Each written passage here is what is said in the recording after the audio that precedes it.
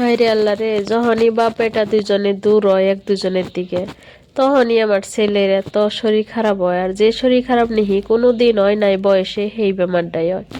এই যে দেখুন, যাওয়া তারিখের মতন এইবারও আমার বাবার এই যে নিবুলাইজ দেন ডাকতেছে। আসসালামু আলাইকুম, আশা করি আপনারা সবাই ভালো আছেন। আমার বাবার আজকে প্রায় 15 দিন ধরে সর্দি কাশ। ওষুধ তো 2-3 ডক্টর চেঞ্জ করে ওষুধ খাওয়াইলাম, তারপরেও ভালো হইলো না। তারপরে লাস্ট অপশন না সাল যে নিজে নিবুলাইজ দেওয়ার জন্যে। আমার বেটুরে কিন্তু এই 1 বছর জিরো জিরো দিনের দিকে আজকে 3 বছর হইব, 1 মাস বাকি আছে। কোনোদিনও এই নিবুলাইজ দেওয়ার দরকার পড়ে নাই। অল্প সর্দি কাশি হয়েছে, কাশ এইবার মানে এত খারাপ করে কাশ হয়েছে। ছেলে যখনই ঘুমাহে তখনই কাশ ওঠে, আর যখন এমনি খেলাধুলা করে তখন কিছুই নেই। তে ওষুধ খাওয়াই নেও, কিছুতেই কম করা পারলাম না।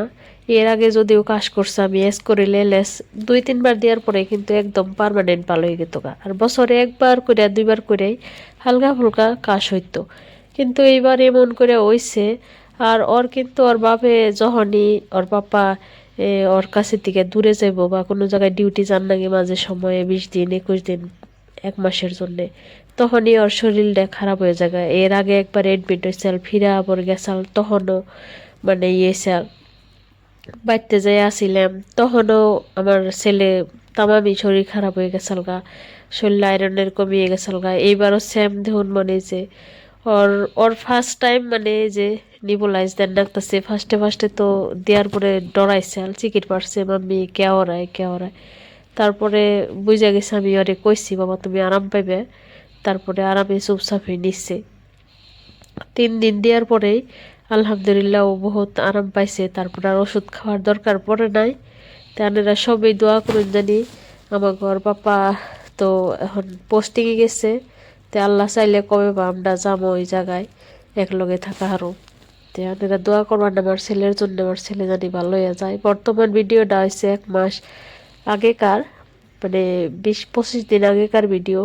আমি আজকে ভয়েস দিতেছি এই কদিনে, মানে বহুত ওর শরীরটা ভালো না, আমারও ভালো না। বর্তমানে আমার একটু শরীরটা খারাপ গেতাছে, ভয়েসে বুঝতেছুন। তা আমার সর্দি। তে আপনারা সবাই আমাকে জন্য দোয়া করবেন, আল্লাহ জানি আমাকে শরীরটা জানি ভালো রাখে। ওর পাপাও দূরের থেকে বহুতই, এমনি দূরে থাকলে একটু বহুত টেনশন হয়। মানে আমরা রয়েছি এখানে, বাপ মাও এখানে, ওর পাপা এখানে।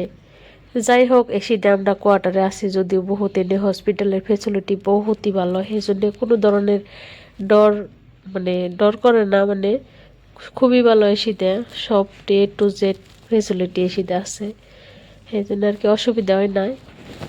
রাত বিরাতেও কোনো অসুবিধা হইলে দৌড় করে যান যায়। আমার বাবা যখন 13 মাস আসাল, তখন ওর বাবা 20 দিনের জন্য ওই মহারাষ্ট্র গেছাল।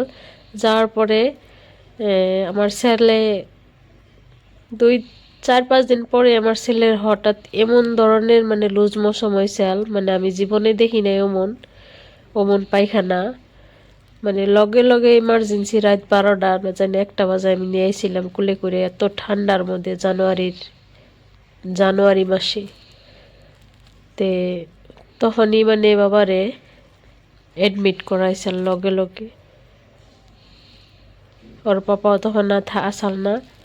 আর এই যে দেখুন, আজকে বাবার নিবুলাইজ লাস্ট দিন, আজকে একদম দেওয়ার পর আর দেন না মনে।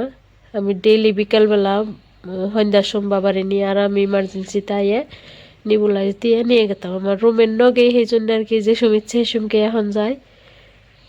আমার রুমের দিকে 2-3 মিনিট টাইম লাগে। এই যে দেখুন, আমার ছেলে চুপচাপই নিবেন নিছে। আর ও যে সব জিনিস মানে জানবার চাই, এটা কি করে, এই যে ঘুরে ঘুরে দেখুন দেখবার নিছে। তা আমার বাবা এখন আলহামদুলিল্লাহ মেলাহান্টি আরাম পাইছে। আনেরা সবাই দোয়া করবেন আমার ছেলের জন্য, আমার ছেলে জানি সুস্থভাবে থাকে। তো ভিডিওটা কেমন লাগলো নিচ্ছে।